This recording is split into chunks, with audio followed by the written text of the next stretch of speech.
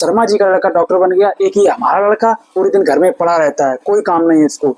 ये कंपेयर करना, यही आदत इंडियन पेरेंट्स की सबसे गलत आदत है।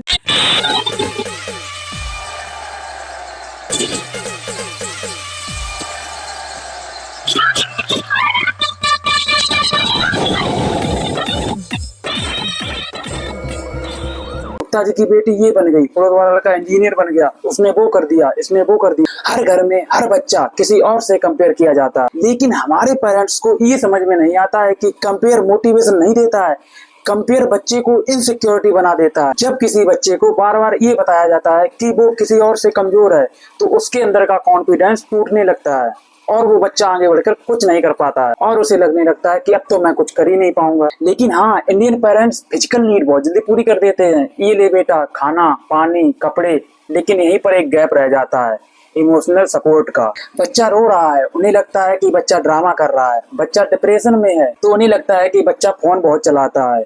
इतना सब झेलकर जब बच्चा बार बार उनकी पसंद किए गए काम में बार बार जब फेल होता है, तो बोलते हैं कोई बात नहीं बेटा, सब ठीक हो जाएगा, फिर से यही काम करो। लेकिन कभी भी उसकी बात पूरी तरह से सुनी ही नहीं जाती।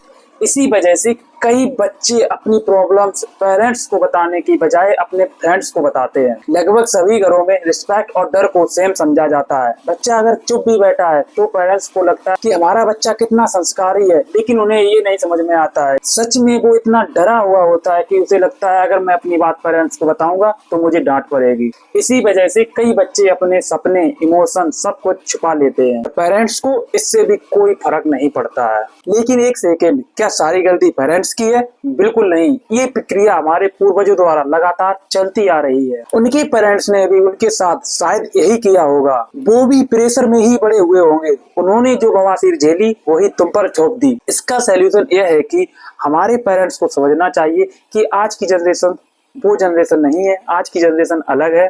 और बच्चों को भी समझना होगा कि पेरेंट दुश्मन नहीं है, पेरेंट को दुश्मन बनाया गया है समाज द्वारा और लगातार चलते आ रही हमारी पीढ़ियों द्वारा। एक बात याद रखना, कोई पेरेंट परफेक्ट नहीं होता और कोई बच्चा भी परफेक्ट नहीं होता है, लेकिन हर बच्चा रिस्पेक्ट डिजर्व करता है। अगर आप कभी भी अपने घर में गलतफहमी फील करते हैं तो याद रखो कि तुम अकेले नहीं हो। और अगर कोई पेरेंट्स ये हमारी वीडियो देख रहा है तो बस एक बार अपने बच्चे से इतना पूछ लीजिए कि बेटा तुम सच में कैसे हो। शायद इस एक शब्द से उसकी जिंदगी बदल जाए। और हाँ, क्या ये सबके घर में होता है? कमेंट करके जरूर बताएं और वीडियो को लाइक एंड चैनल को सब्सक्राइब जरूर करें।